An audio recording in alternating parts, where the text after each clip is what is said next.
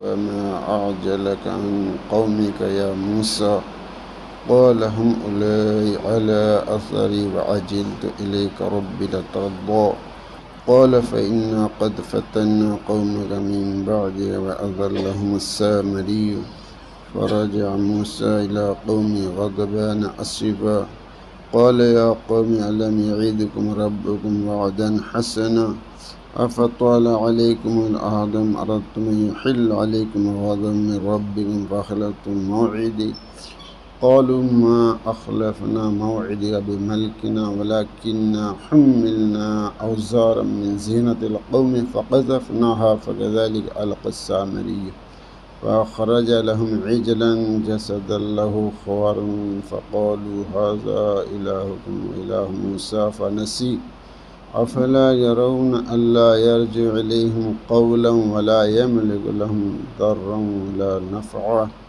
صدق اللہ العظیم۔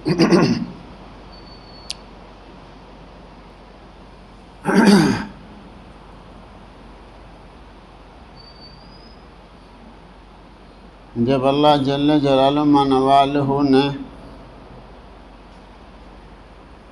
بنی اسرائیل کو نجات عطا فرما دی،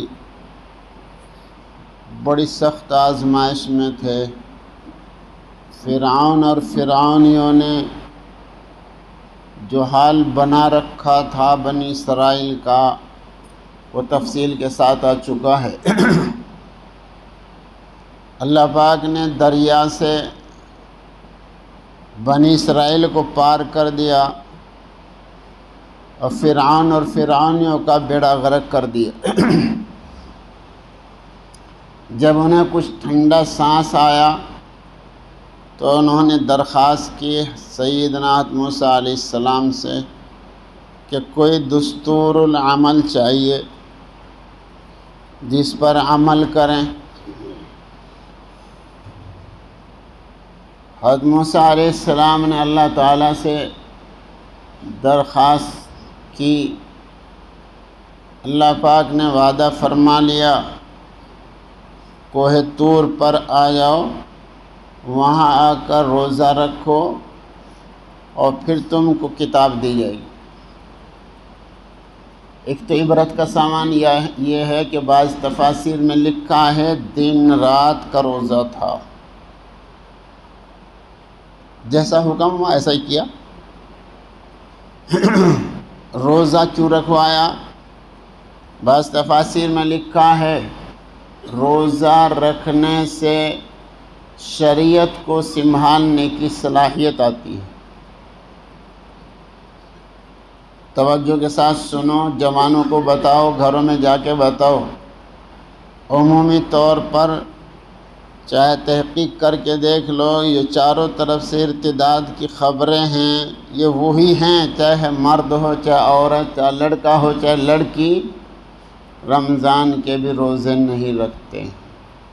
غیر رمضان کے تو کیا رکھیں گے، پیر میں تو کیا رکھیں گے، جمعرات کو تو کیا رکھیں گے، ایام بیز کے تو کیا رکھیں گے، رمضان کے بھی روزے نہیں رکھتے۔ یہ وہی ہیں، یہ مرتد ہونے والے وہی ہیں۔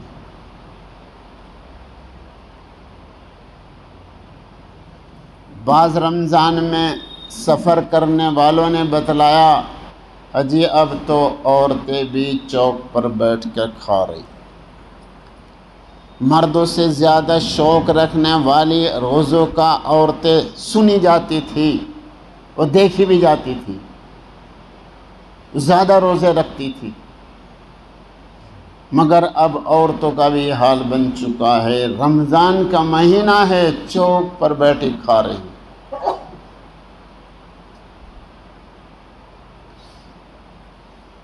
روزہ رکھنے سے نماز پڑھنے کی صلاحیت آتی ہے، زکوٰۃ دینے کی صلاحیت آتی ہے، حج کرنے کی صلاحیت آتی ہے،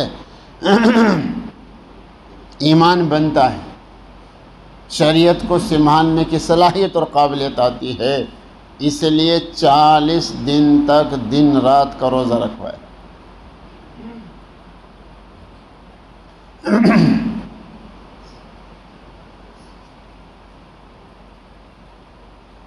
جس وقت یہ حکم ہوا کہ کوہ طور پر آ جائیں تو حکم پاتے ہی اندر میں ایک شوق بڑھ گیا. یہ سب جانتے ہیں بھائی اللہ نبی ہے، نبی علیہ السلام جی، ان کے اندر کتنی محبت ہوگی اللہ جل جلالہ من والوں کی، وہ سب محسوس کر سکتے ہیں. ان کے دل میں تو اللہ ہی ہوتے ہیں، اللہ ہی ہوتے ہیں. ایک دفعہ تھانی رحمۃ اللہ نے یہ دعا کی، اللہ جو میرے دل میں بیوی کی محبت ہے وہ آئے، وہ جگہ میں بھی آپ ہی کی محبت آ جائے. کیا دعا کی؟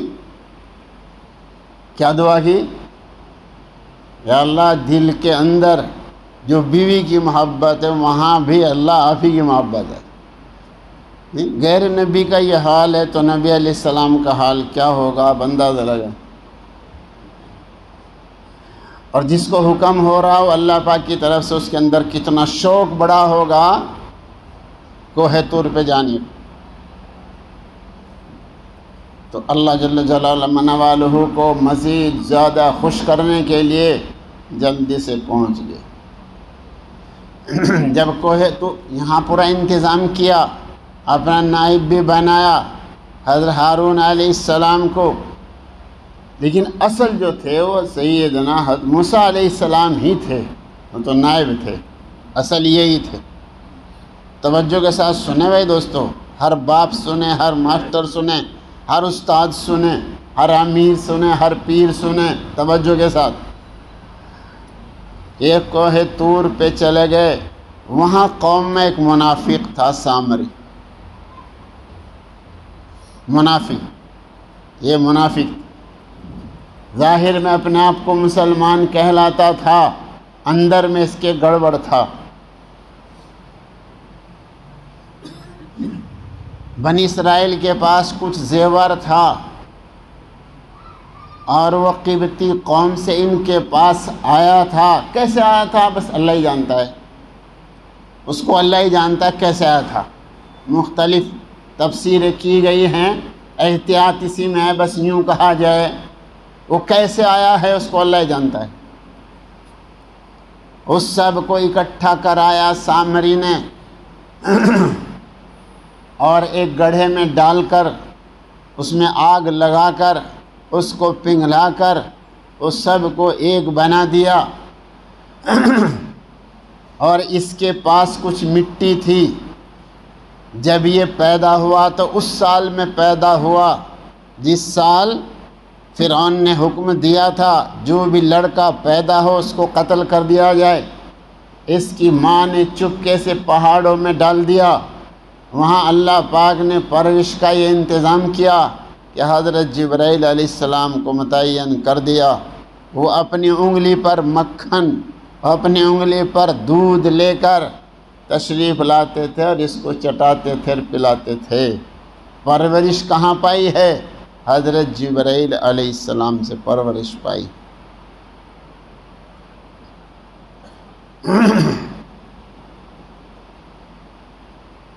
اس نے دیکھا جبرائیل علیہ السلام کی سواری کا پیر جہاں رکھا جاتا ہے وہاں سبزہ اگ جاتا ہے. اس نے سوچا ہے کوئی بات ہے ضرور، وہاں سے مٹی لی اور اپنے پاس محفوظ رکھ لی. اب اس وقت میں جب ایک بچڑا تیار کیا اس نے، اس کے منہ میں ڈال دیا، اس میں ایک بے معنی سی آواز پیدا ہوگی. بے معنی سی، کسی بات کا جواب نہیں، کوئی کمال نہیں، کوئی کمال نہیں. بس اس کی طرف اس نے دعوت دینی شروع کر دی اور لوگوں کو گمراہ کر دیا. اللہ پاک نے فرمایا موسیٰ تمہارے آنے کے بعد سامری نے لوگوں کو گمراہ کر دیا. سننے بھائی؟ ہاں، یہ بہت عبرت کی چیز ہے ذمہ داروں کے لیے. موسیٰ علیہ السلام کے لیے تو مجبوری تھی، جانا پڑا ہے، حکم تھا. مگر یہ سامری نے کام کب کیا ہے؟ جب موسیٰ علیہ السلام تشریف لے گئے جب کیا ہے. کچھ سمجھ میں آ رہا ہے؟ کچھ سمجھ میں بات آئی ہے؟ ہاں، مجبوری تھی اس لیے گئے تھے. بلا مجبوری کے نہیں گئے تھے موسیٰ علیہ السلام، حکم تھا اس لیے جانا پڑا۔ قابیل نے حابیل پر کب حملہ کیا؟ جلالین میں ہے، جب ابا حج کو گئے۔ سمجھ رہے کہ نہیں سمجھ رہے؟ ہاں، نبی علیہ السلام اللہ کی ایجاد کے بغیر کچھ نہیں کرتے ہیں۔ وما ينطق عن الهوى ان هو الا وحی یوحی۔ مگر حابیل کو کب قتل کیا ہے قابیل نے؟ جب ابا حج کو گئے۔ جب میں جوان ہوا میرے میں شوق بہت تھا حج کا۔ شیخ صاحب رحمۃ اللہ علیہ نے فرمایا مجھ سے، ہر سال حج کو وہ جائے جس کے بیوی بچے نہ ہوں۔ سننے کہ نہیں سننے؟ ہر سال حج کو وہ جائے کہ بیوی بچے نہ ہوں۔ پھر فرمایا میرے پہ قیاس نہ کر، میرے بیوی ہیں نہ بچے ہیں۔ جب میں یہاں پڑا تنگ آ جاتا ہوں، مدینہ پاک چلا جاتا ہوں، میرے بیوی ہیں نہ بچے۔ کچھ سمجھ میں آ رہا بھائی؟ بلا ضرورت ابا گھر سے باہر نہ نکلے۔ دادا جی فرمایا کرتے تھے، اللہ ان کی مغفرت فرمائے، ان کی قبروں پر ارب و خرب و رحمت نازل فرمائے، لڑکیاں والد کے لیے قید خانہ ہے، یہ فرمایا کرتے تھے۔ موبائل کا زمانہ نہیں تھا اس وقت میں جب دادا جی تھے، موبائل کا زمانہ نہیں تھا، وی سی آر کا ٹیلی ویژن کا زمانہ نہیں تھا، اتنے اوریانی فحاشی نہیں تھی، بالکل سادہ زمانہ تھا اس وقت فرمایا کرتے۔ کچھ سمجھ میں آ رہا؟ اب بلا ضرورت چوک میں بیٹھے ہوئے بچے بچی کہاں جا رہے کچھ پتہ نہیں، بلا ضرورت گھومنے کے لیے جا رہے، کشمیر جا رہے، ادھر جا رہے ادھر جا رہے، جی بلا ضرورت۔ مکہ مکرمہ میرے سامنے کھڑا نوجوان وہ سعودیہ میں رہتا کام کرتا تھا، وہ میرے سامنے کھڑا کہہ رہا تھا ہمارا سب سے بڑا نقصان سعودیہ میں جانے والے کا یہ ہے، ہمارے بیوی بچے خراب ہو گئے، میاں ہمارے گھر نہیں ہمیں کسی کا ڈر نہیں، میاں ہمارے گھر نہیں ہمیں کسی کا۔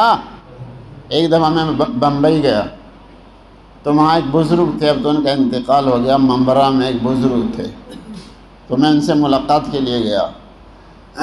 فرمایا کہاں سے آیا؟ میں کہا جی وہاں ایک گاؤں ہے پانڈولی، وہاں پڑھاتا ہوں۔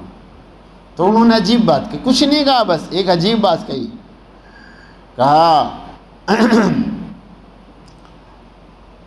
بچے جتنا بگڑتے ہیں درسگاہ میں بغیر استاد کے، اتنا گھر میں بھی نہیں بگڑنے گے۔ نہیں سمجھ رہے؟ یعنی مدرسے میں ناغہ نہ کرنا، اگر تو یوں کہے گا نا مدرسے والوں کو میری ناغہ ہو گئی تنخواہ کاٹ لو، اس نقصان کی تلافی نہیں ہونے کی جو ناغہ ہونے پر ہو گیا، جو نقصان ہو۔ اپنے گھر پر بھی بچے اتنے بگڑنے کے جتنا درسگاہ میں استاد کے غیر حاضر ہونے سے بگڑیں گے۔ کچھ سمجھ میں آیا؟